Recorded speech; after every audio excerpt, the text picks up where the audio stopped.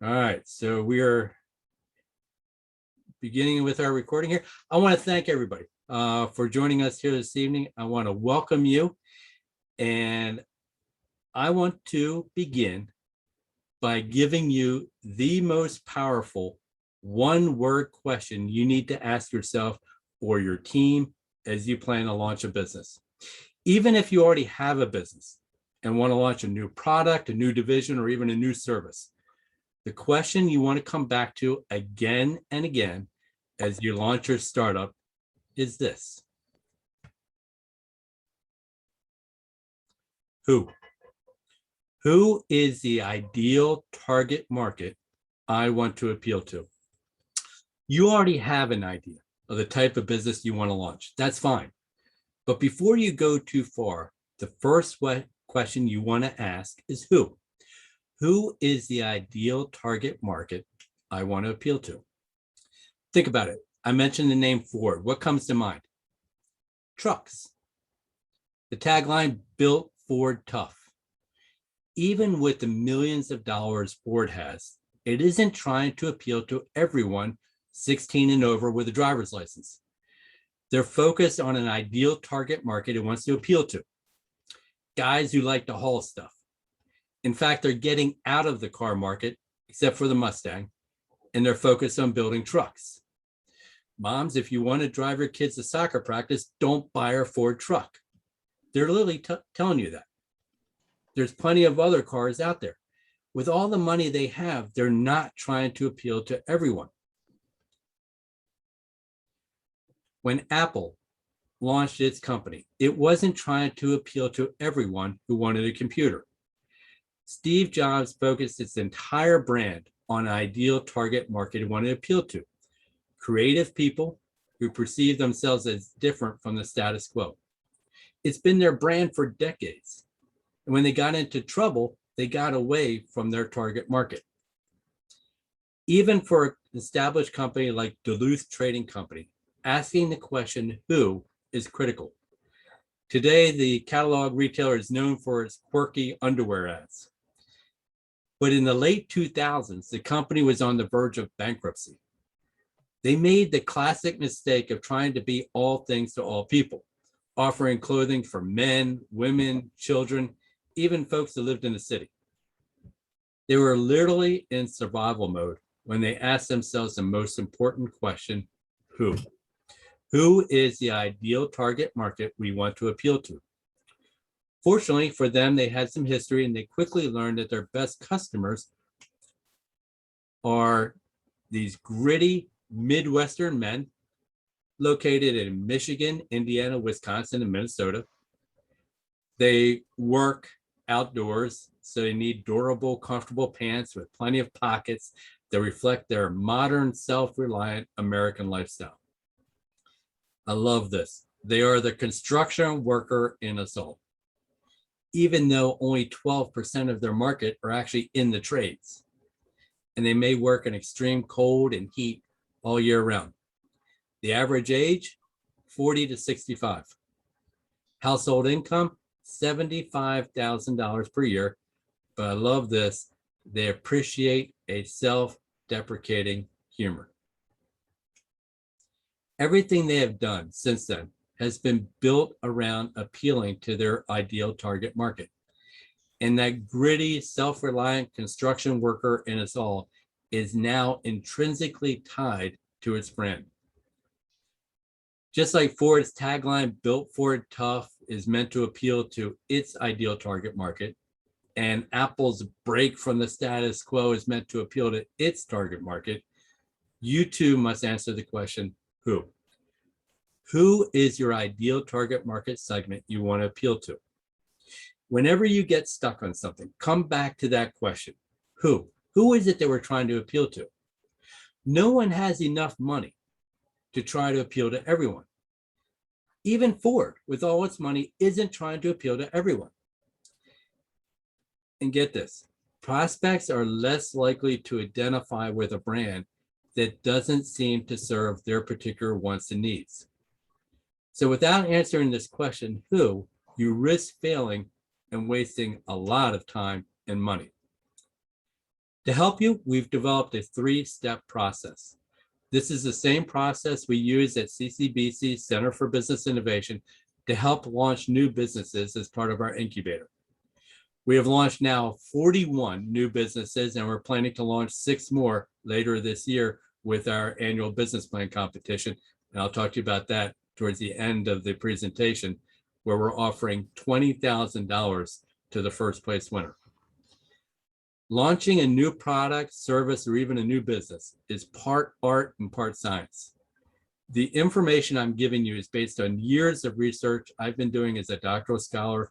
I've read hundreds of research articles on the topic of entrepreneurship to find out exactly what the studies have shown that works and doesn't work. I'm that geek who's staying home on a Saturday night to read these scholarly articles, so you don't have to. I also have 25 years of experience launching new products, services, and businesses that have made more than $150 million. What I'm revealing to you here tonight is based on experience, a lot of failures, some success stories, and years of academic research. And the question I got a lot, and we got it here tonight before we even began, which is, how do I begin? Most likely you have an idea or maybe even a few ideas in mind.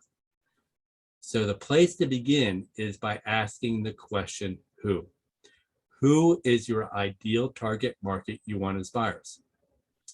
Unfortunately, many executives ask the question, what? What is it that we can sell? What businesses can we get into that will be most profitable? That's a very difficult and very expensive path to take. To see some really good examples, just check out the TV show Shark Tank. Often entrepreneurs and innovators will come up with an innovative new product, and the first question the sharks ask is, who would want that? Who would need it? The entrepreneur may have some ideas, but that is why they're in front of the sharks. They want the sharks to invest hundreds of thousands of dollars, if not millions, into their idea, hoping they will figure out the answer to that very critical question. How many times have we seen Mark Cuban, rubbing his temples saying, what are you doing? Who are you going to? Who could use this? Well, most companies don't have millions of dollars to figure out that question. So the place to begin is to identify your ideal target market segment. And the more you can narrow your focus, the better. I know that sounds crazy, but the more you can narrow that focus, the more you can make that niche, that market smaller, the better off you will be, especially in the beginning as you work to get started. This is not easy. So why bother at all? Well, those that do this can give themselves a competitive advantage. For more than 5 decades, market segmentation has demonstrated an increased effectiveness in marketing and improved response to changing needs of buyers. So there are usually 5 distinct techniques to help you determine your ideal target market. So we can answer this question, who, with these 5 techniques. The first is geographic segmentation. Think about cities, regions, states, neighborhoods. They all have different wants and needs. For example, brands target hot, spicy foods in the Southwest of the United States and more milder versions of their foods in the Northeast. We all live here in Baltimore. We know Old Bay seasoning. We're putting it on our fries. We're putting on everything we can. Go to Pennsylvania, like, oh no, that's too spicy. It's just a couple, 20, 30 miles away, and tastes are different. Different geographies have different wants and needs. Second market segmentation we're looking at is demographic segmentation. We're talking about age, gender, income, occupation, education levels, religion, and a customer's lifestyle all determine different wants and needs. It's no coincidence that the nightly news broadcasts often include commercials for prescription drugs and retirement plans. That's because the median age of viewers is between 60 and 66. Millennials who have less need for prescription drugs aren't watching the evening news.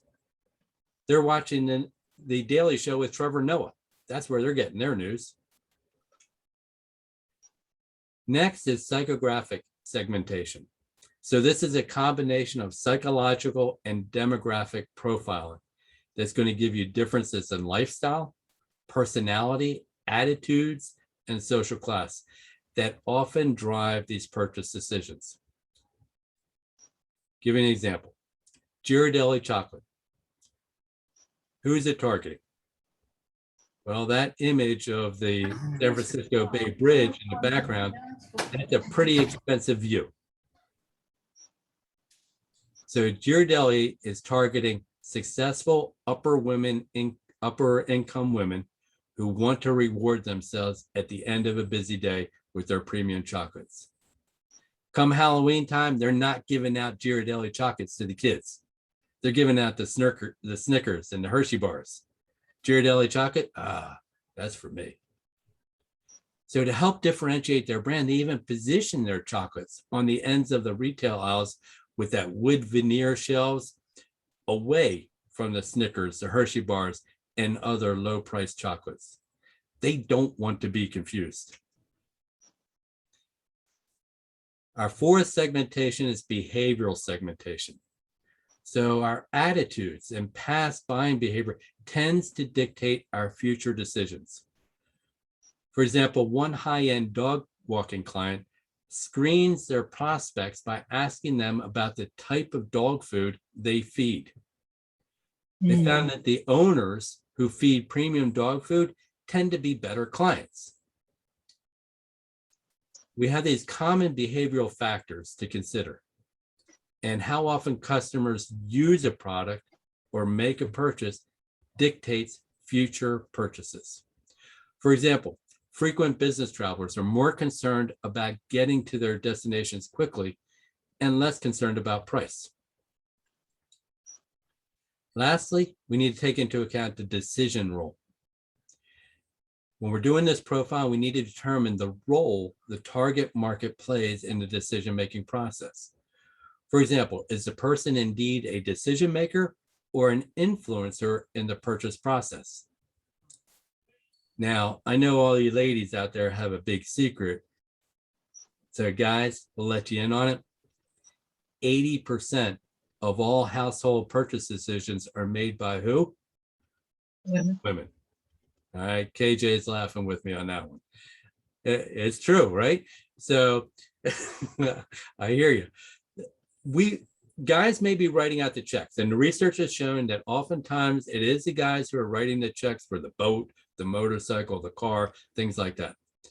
But what we're doing is we're going out shopping and we're taking this thing with us, all right, our phone with us, taking pictures of the car, sending it back to our wives or partners and saying, what do you think about this one?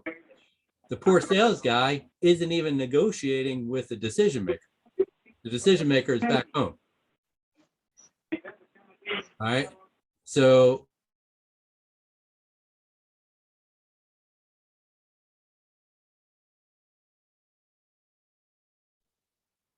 I think you're muted. Looks like you went mute. Yep. All right. Thank you. So think about who it is you're targeting and the role that they're playing in that decision-making process, because are they really the decision maker or the influencer? And we've seen this over the years because a lot of ad companies are still targeting men in their ads.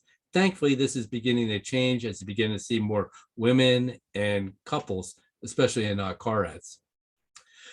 The final step then in this segmenting process is to research and validate the market opportunities.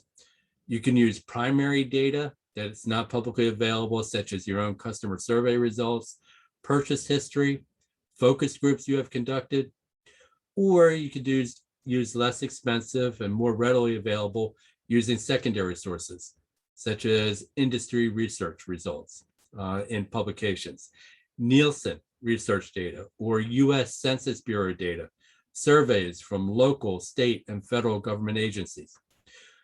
So you're going to want to determine the size of the market segments and whether they're growing or declining. in addition to the cost of reaching those segments and whether they're going to be compatible with your organization's goals. All right, I know that was a lot.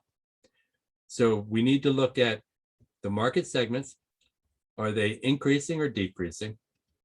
What's going to be the cost of reaching those segments? And are they a good fit with what we're trying to do in our organization? It's safe to say that half of your competitors do not segment their markets very well. McKinsey & Company found that 51% of firms surveyed did not focus on customer insights. They did not focus on segmentation or targeting. In a separate survey, Bain & Company found that half of the management teams failed to change their products to meet the demands of customers. They aren't doing this segmenting. If you do just what I've talked to you about so far, you're going to do better than at least half of your competitors. Every prospect, every customer is unique. However, there are some unifying threads where people can be grouped together based on the similarities, whether it's geographic, demographic, psychographic, behavioral, or decision-making factors, or a combination of all of those. To keep it simple, only segment markets if you expect a higher ROI using these 4 steps. Identify the want or need you are addressing. 2, determine the niche markets who share a similar want or need. 3, create a customer profile. And 4, research and validate your marketing opportunities. Your goal here is to generate a greater ROI using market segmentation. If it's not going to deliver a higher ROI, it's not worth doing the segmentation. Now that we've answered the question, who, the next question is to ask, what?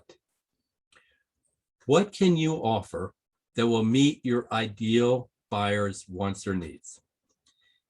Every product and every service is designed to serve some type of want or need, a problem that someone might have.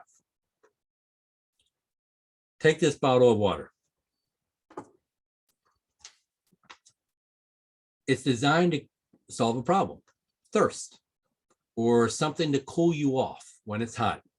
May need an alternative to caffeine or soda, especially at night. Don't want to stay up all evening. Need a drink that you trust is safe. Need something without all the calories, or you may need something that's environmentally friendly. The solution? Water that is filtered. Doesn't contain harmful ingredients, contains fresh spring water made from recycled plastic. The benefit? You can enjoy a fresh, natural drink without worrying about harming the environment or your family. Dasani actually puts it on their water bottle. The solution combines the process of reverse osmosis filtration. I have no idea what reverse osmosis filtration is. I think it was 8th grade biology class where we last talked about that, but it sounds impressive. Reverse osmosis filtration with a proprietary blend of minerals to create fresh, clean, and premium tasting water that is pure and delicious. The benefit? Get the most out of every day with the pure, crisp taste of Dasani water. Notice what they did. They took a problem that we have for something as simple as water, developed a solution that they can offer, and then the benefit. A lot of folks stop with the solution. It's important to take the next step, say, okay, here's how you benefit then from that solution. When you do that, you are literally writing your marketing. Now, don't confuse this process with just coming up with some cool features and attributes about your product or your service. I gotta tell you, it takes me that we were in a recent brainstorming session for a new product. Everyone in the room appeared to be getting more and more frustrated and less excited about this launch we're doing. We had a long list of features we put up on the board. We had a whole bunch of advantages that we could promote, and we could still do it at a competitive price, just like a lot of other businesses. And that was the problem. If we could easily come up with a list of attributes to promote our products, so could our competitors. Nothing really made us different or helped us stand out. We needed to shift our focus. So I asked, why would anyone need it? We were so wrapped up in trying to figure out what we could offer that we skipped past one of the most important questions to ask. Why would anybody need it? What are the problems our target market is experiencing that would make them want or need our product? It's one of the most profound but often overlooked questions to ask when trying to build a brand that's going to grab the attention of your target market. Notice first, you have to start with who. Identify your target market. Then you can better understand their wants and needs, the challenges that they have. Once you've done that, then you need to understand what matters most to your potential customers. Talk to them. Put yourself in their shoes. Try to understand the challenges and frustrations they're experiencing. What keeps them up at night? That's a question I come back to again and again with folks. What is keeping your target market up at night? Look, it's always much easier to try to sell to someone who already has a need than to try to convince someone that they have the need and therefore need your product. That's tough to do. So why is all this so important? Because it helps you focus on what matters most to your customers, not what you think is important. Recently, I was asked to develop a marketing campaign for the new Float Vac household vacuum cleaner. We discussed all the various attributes we could promote. It's lightweight, it hovers over the floor and doesn't require wheels, which is pretty cool. It literally hovers over the floor. And it has 10% to 37% more suction power, even more powerful than Dyson. These are all interesting facts, but the fact is, no one wants to vacuum. What most people really want from their vacuum is less time vacuuming. We had to shift the focus. We created a powerful brand that is built on this promise. Powerful ultralight technology, less time cleaning, more time enjoying. Up to 37% more suction at an affordable price. Every product and every service is designed to fill a need, even if the need is to not want to use it at all, like vacuuming. Abraham Maslow outlined 5 needs all people share in his famous paper, A Theory of Human Motivation, in the Psychological Review. This has withstood the test of time for more than 75 years. The most basic need at the bottom level there is physiological, such as food, water, shelter, followed by safety, belonging and love, social needs, or esteem. And the pinnacle of our universal needs is self-actualization. The theory is founded on the idea that each level of motivation must be met before moving on to the next.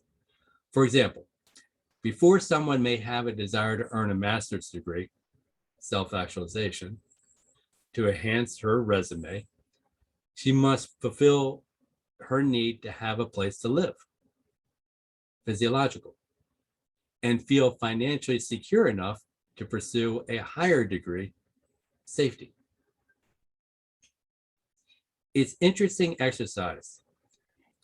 Take a look at your product or service. How does it fit into Maslow's hierarchy of needs? Be careful. Take Starbucks, for example. We need water to satisfy our thirst. And we may need something hot to stay warm on a bitterly cold day, but we can satisfy that same need with a cup of coffee from any store and pay a lot less.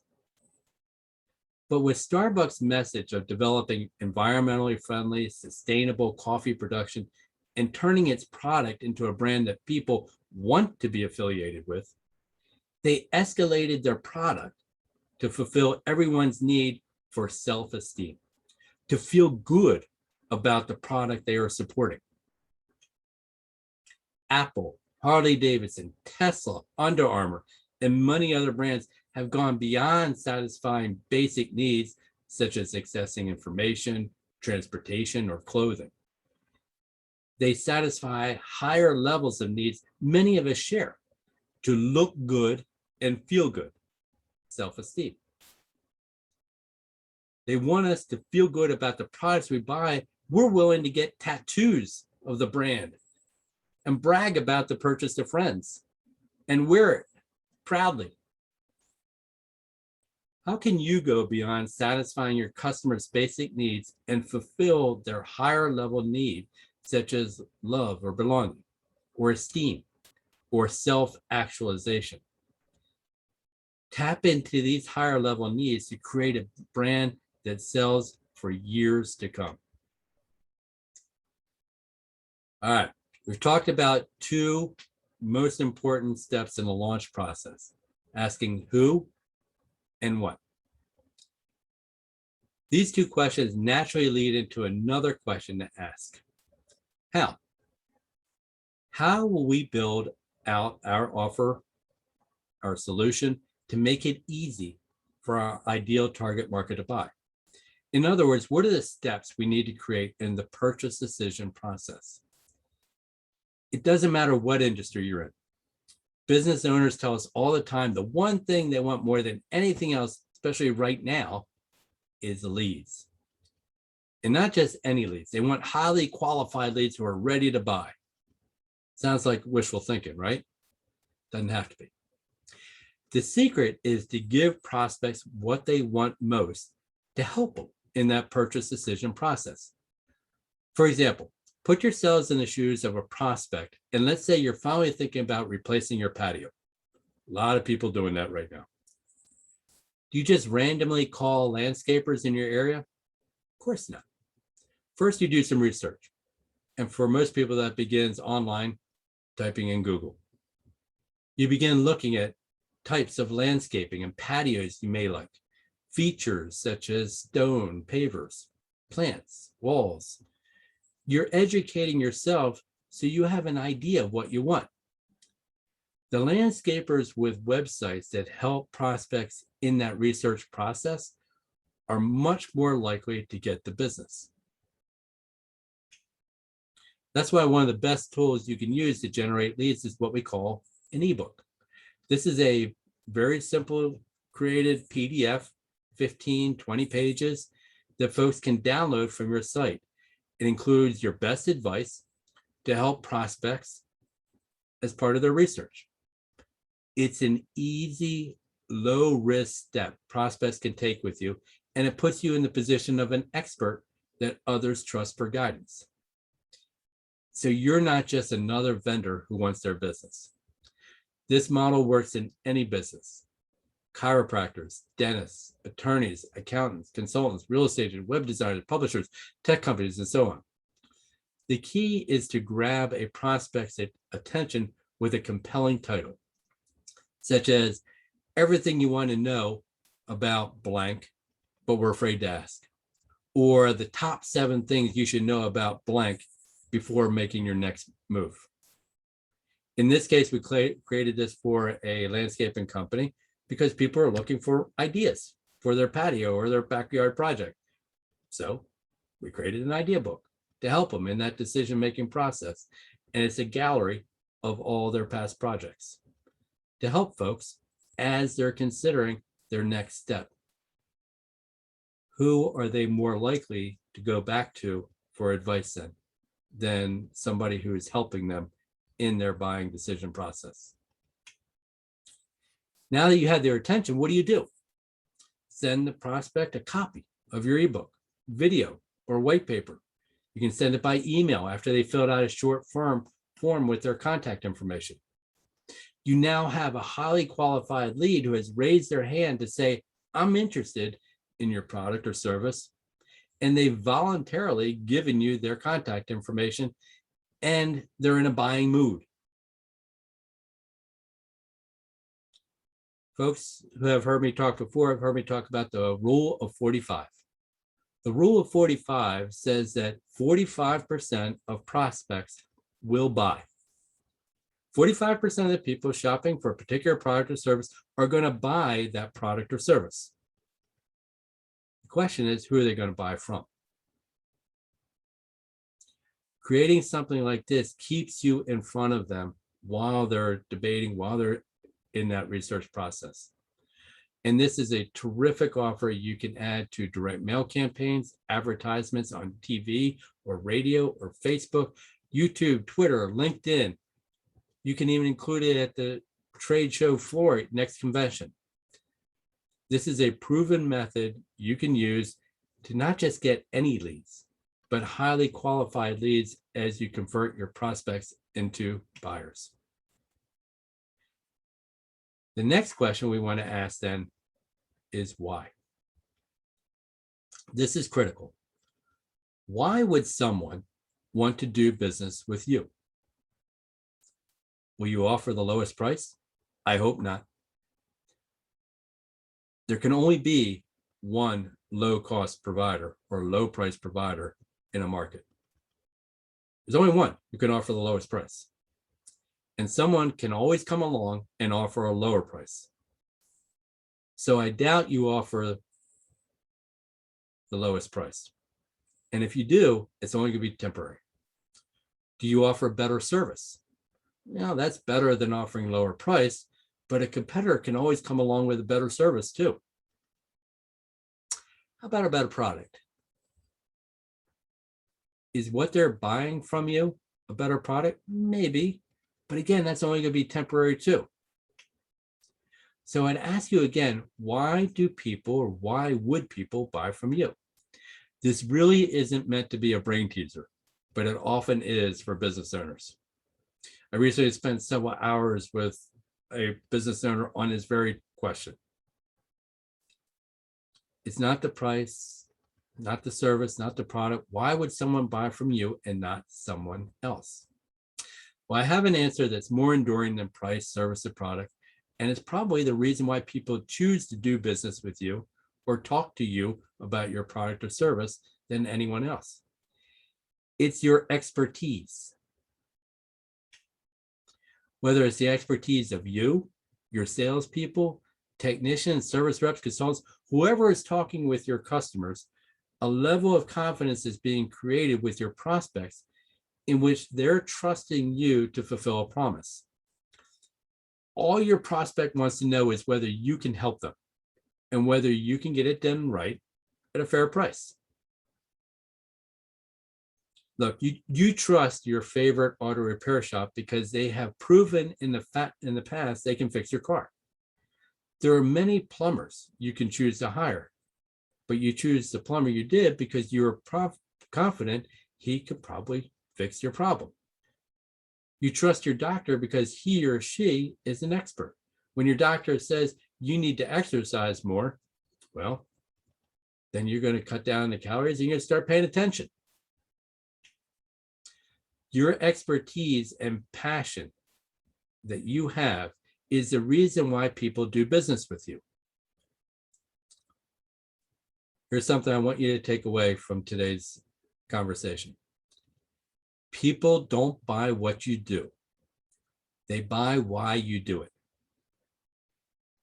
Simply because of the experience you have and the variety of situations you have faced, you are an expert in the field, and no one can duplicate that. After talking about this with one business owner for several hours, talked about her story of why she got into the business she did. And out of that, she created 4 values that are part of her business today. No one in the country can replicate her experience and the values that she created based on that experience. No one. That is her competitive advantage. That's what differentiates her from everyone else. They may be able to match the price, service, or even the products, but they can never match the experiences you have and the knowledge you have gained.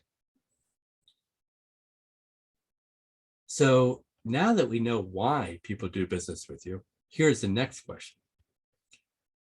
What are you doing to demonstrate your expertise to prospects and customers? Most likely the expertise of you and your team is like a hidden jewel that no one else knows except you. That's a mistake. In many cases, your prospects are looking for advice. They have a problem and they're considering a lot of different options. So why would they consider doing business with you? Here are 3 things you can do to help answer that question by demonstrating your expertise. Number 1, prove that you have solved similar problems for customers with pictures, stories that illustrate what you have done for others. So number 1, prove that you've solved similar problems. Number 2, have other customers share their experiences of how you have helped them. Great opportunity to get that out on social media. Have them tell the story of how you helped them. Number 3, take the time to explain the options to your prospects. And if you can't help them, refer them to somebody else. Who are they going to go back to the next time when there's a better fit? Probably the person that helped them the last time. These ideas can be done in a variety of ways. You can meet with prospects personally. You can demonstrate your expertise in videos. You can host seminars or workshops. You can author how-to guides or books on the topics your prospects find most challenging. Notice when they bring people on the Today Show or Good Morning America, how do they introduce them? Do they go through their resume? No. They say this person's the author of blank. Done. Credibility established, expertise established simply by being an author. We live in a content information age. The more that you get out, the more that you publish, the more that you're able to produce, the more you're established as a trusted expert that others want to do business with. Any of these approaches can help demonstrate your expertise and give more people a reason to buy from you and not someone else. I want to come back to the statement I made a moment ago to emphasize the point. People don't buy what you do. They buy why you do it. Martin Luther King didn't change history with "I have a plan" speech. He shared a dream. Elon Musk isn't getting people to put themselves on a 2-year wait list for a car they've never seen or never test driven because they want an electric car. No, he's getting people excited about changing the future of transportation, even if it means traveling to the moon. What if Apple came out and said, we make great computers. They're beautifully designed and simple to use. Want to buy one? But notice instead how Apple brands its products. Everything we do, we believe in challenging the status quo. We believe in thinking differently. The way we challenge the status quo is by creating beautifully designed products that are easy and simple to use. We just happen to sell computers. Want to buy one? Your goal is to find people who believe what you believe. Use your expertise to convert them from followers into buyers. I want to close with this story and then we'll take some questions. If you have questions, I encourage you to put them in the chat and we'll take them. We have a lot of people on the call, so it's going to be difficult to have everyone voice their question. So if you have questions, throw them into the chat. But I want to leave you with this story here. For years, Cleo McVicker had a Kutol products, a soap manufacturer. Sales were growing despite a flu pandemic, that infected 1/3 of the world's population, took the lives of 675,000 people in the US. A few years later, the economy collapsed during the Great Depression. Cleo McVicker was facing bankruptcy. He's determined to save his business, so Cleo hired his brother, who concocted a non-toxic, non-staining, reusable putty that he thought would be ideal for removing the coal residue from wallpaper in homes throughout the United States. Excited about these new possibilities, Cleo approached Kroger Company about carrying the wallpaper cleaner in its grocery stores. Cleo agreed to provide 15,000 cases by Kroger's deadline, even though, get this, Kutol products never manufactured the wallpaper putty previously. They had never done this before. If they didn't meet the deadline, the company would most certainly go bankrupt. Fortunately, the McVicker brothers made the products in time, and over the next 20 years, they became the largest wallpaper cleaning putty manufacturer in the world. But that's not the end of the story. By the end of World War II, fewer people were buying the putty as electric replaced coal, and the company was once again facing bankruptcy. At about this time, a relative of the McVickers, a nursery school teacher, was using putty to create ornaments and crafts with her students. She convinced the McVickers to rebrand the cleaning putty as a children's play toy and call it Play-Doh.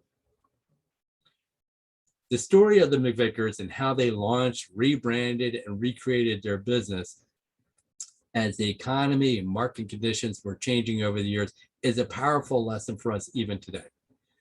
No doubt, the McVickers were probably happy selling soap until they had to pivot to a wallpaper cleaning product and then to a children's toy product. In fact, Kutol Products continues to make soap products today. What was their secret? It's the same formula we use at my company at CCBC's Center for Business Innovation to launch new products and businesses. The McVickers created products for what people wanted and needed by beginning first with the most powerful question you can ask right now. Who? Who is the ideal target market you want to serve? Once you identify them, you can then determine the problem or the pain they're experiencing and the solution you can offer. Notice that the McVickers began with a question that most owners ask, what can we sell? They probably would have developed another soap product. So 3 questions you must ask. Anytime you get stuck again or trying to launch a startup or new product, ask yourself these 3 questions. Who is the ideal target market? Next, what? What challenges or problems are they experiencing? What can we offer? And then finally, ask why. Why would someone want to do business with you? You can even apply the same 3-step formula to our business plan competition we host every year at CCBC. You can earn up to $20,000 to launch your big idea. This is open to students and alumni of CCBC. Our competition is now open. The deadline to participate is October 10th. If you aren't sure about whether you want to go forward and participate in the competition, that's fine. When you submit your intent to participate, that gives you access to a series of 3 workshops to help you develop your strategic plan, your marketing plan, your financial plan. We dive into this even more in those workshops to help you develop your business plan. Do you need a business plan to launch a business? No. It certainly helps. That going through that process, addressing those questions can certainly help. And if you want more information about that, go to ccbcmd.edu/innovation. And here is my contact information. If you'd like to reach out to me, feel free. My email address is right there. And certainly much more details on our website with additional Think and Grow seminars we do each month, as well as resources available to you. I encourage you to check it out. There's a lot there. We're always adding to it. And at this point, I'd like to just go ahead and open it up to questions that folks may have. And we have a few in our chat, I believe. Hey, Dennis, it's Angela. And certainly want to introduce Angela Kivas, Oh. who is our project director with the Center for Business Innovation. She's the one who makes everything happen here. One who's been communicating with you, getting all the information out. But Angela, we have a few questions. Yeah, so I see one that says, I'm a scientific editor. I know that my target audience includes biomedical researchers. Oh, you just got me off. Sorry. No, You won't do it. So I'm a scientific editor. I know that my target audience includes biomedical researchers at academic institutions across the country. I know that the need is great because researchers are usually not great writers. How do I reach them? All right, so you got academic. Let's start with the question: Who is the target market? In that question, Angela, can you tell who the target market is? Hold on. I know my target audience includes biomedical researchers Okay, at biomedical academic research. institutions. Yep. So you could actually get a list of those people. Infousa.com. They actually changed their name recently. I can never remember the name, but infousa.com is a good place to start to see if you can get a list of those people. But the key is that you need to get in front of them and speak at conferences where those same people are gathering. You want to get up on the stage and be able to talk about your expertise, share that. In academic circles, the old phrase, publish or die. It's true. It's true for a lot of businesses as well. But you want to get up there on the stage, have another company marketing you as a trusted expert, speaking from the stage, and then we've all been at conferences where you're gathering with the speaker afterwards. They're trading business cards, but don't do that. Send them to your book, your article, where they can download that, and then you're capturing their contact information. While you're there, set up a 15-minute quick start consultation with them while they're at the trade show or at the conference. We do this all the time, and it works very, very well. Next question. How do I get help with a business plan, and how important is it to have one? So business plan is not life or death. It's really going through the process. That's what's important. Now, if you're going to a bank, if you're going to a financial organization, they're going to want to see that. If you're asking your rich uncle for money, he may want to see that too. And it's really demonstrating you thought through these ideas. And there's a lot of different resources. I would encourage you to go ahead and submit your intent to participate in our business plan competition. You can participate in our workshops. We give you a business plan template. And you've heard me talking about all the research I've done. I've done a ton of research on various business plans.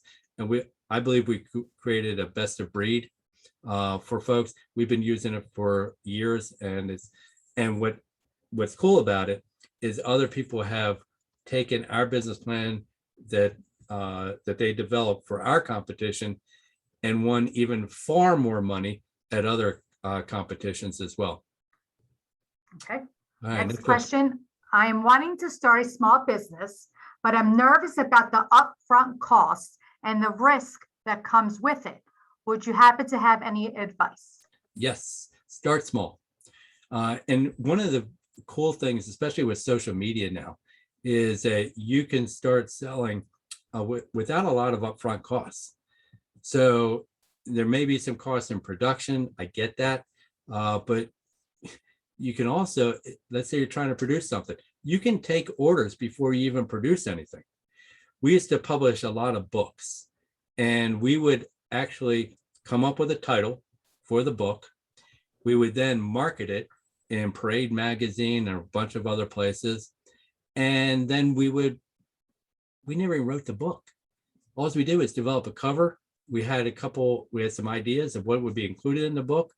Then once we got enough orders to make it cost effective, We hired a writer to then write the book.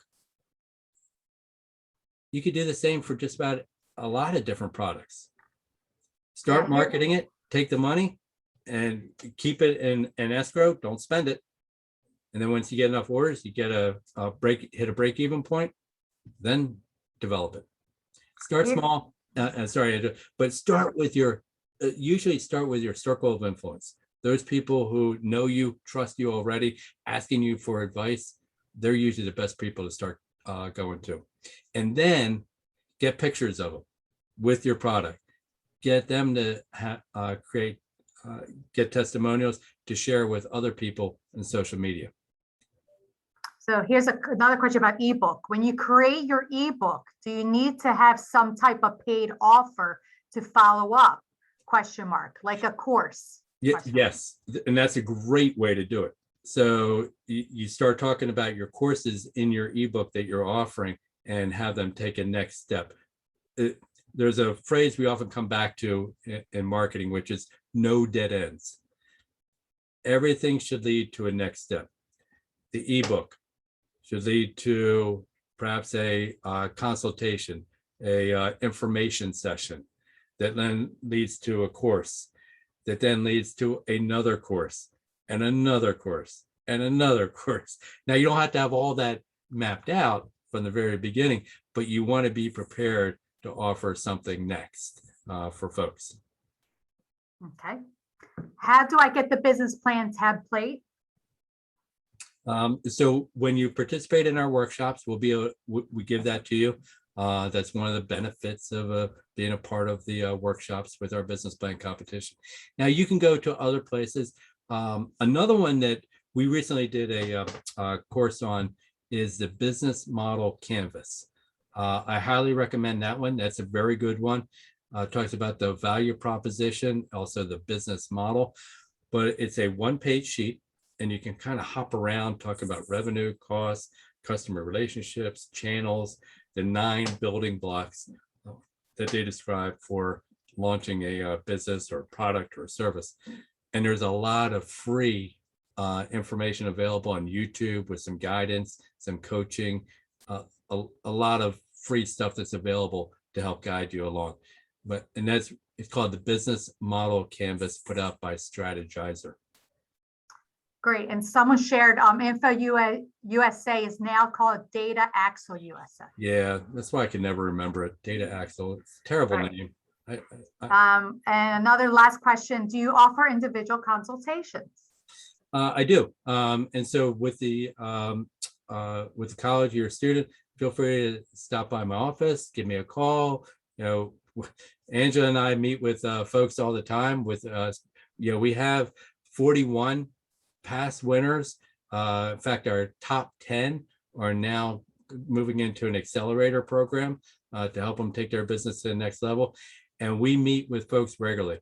As you can tell, we love this. We have a good time talking to people about their idea, how to turn it into something real.